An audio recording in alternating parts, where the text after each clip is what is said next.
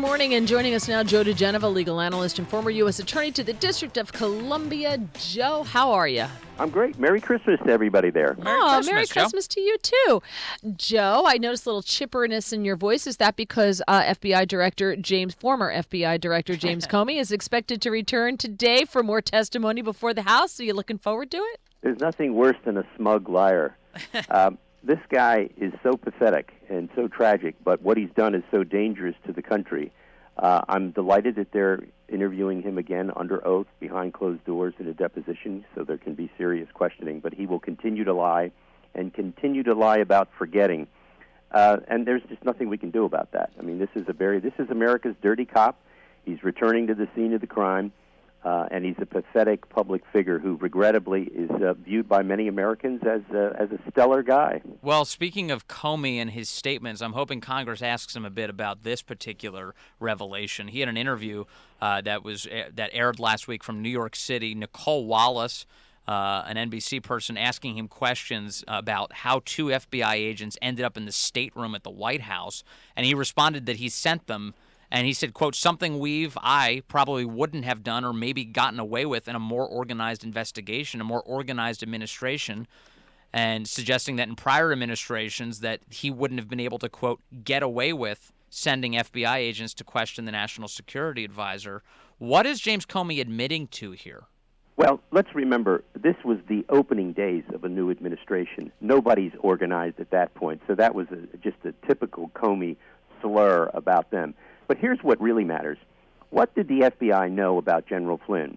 They knew that he hadn't committed a crime. They knew that he hadn't colluded with Russians. How did they know that? Because they had listened to all the phone calls between the Russian ambassador and General Flynn and others. All of those calls were perfectly legal. Ask yourself, they knew that he didn't do anything wrong. Why did they go to interview him? They went to interview him because they needed to set up a pretextual crime so that they could get at President Trump. General Flynn has never done anything wrong relative to collusion or anything else. This example of illegal activity, which was created by Sally Yates created this phony Logan Act violation so they could go talk to Flynn. They knew exactly what Flynn had done, so why did they go? They went to frame him. Yeah. And if this conviction stands, American law enforcement will have reached its lowest point in 200 years. Well, among the reasons General Flynn, the National Security Advisor, might not want to vocalize the full scale of his conversations with a guy like, say, Kislyak to two FBI agents who are asking him questions about it, is he's a guy who's worked in intelligence for many years, former DIA director. He's very familiar with a need-to-know requirement. He may have just been keeping information from these guys because they weren't entitled to it. There's no question that was probably part of it. But we do know that the agents themselves said that he showed no signs of deception. You can misspeak and not be lying.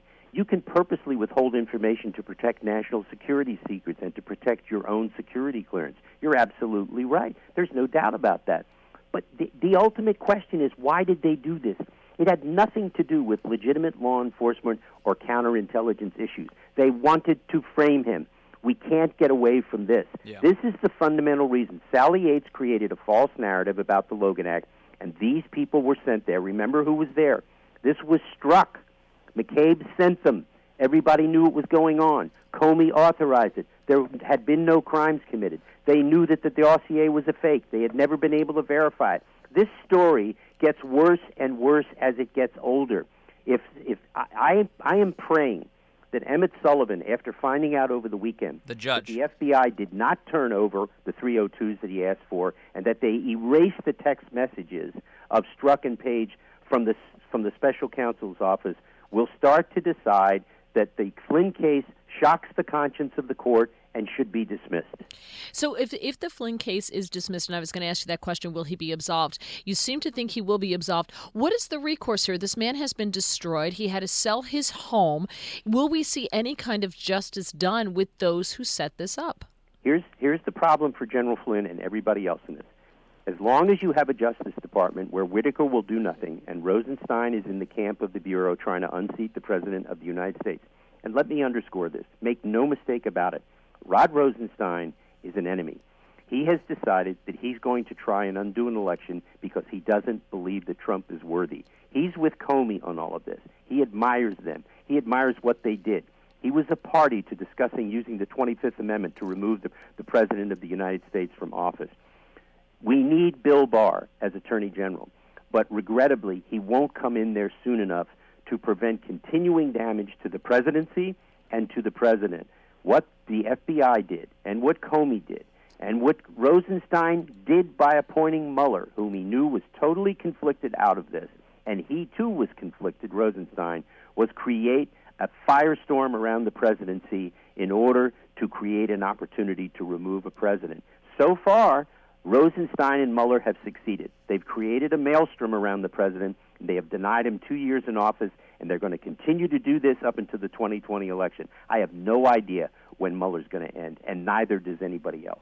The president's lawyer, Rudy Giuliani, former mayor of New York, saying over the weekend that there's just no chance the president actually sits down for a one-on-one with Bob Mueller. It'll be, quote, over my dead body.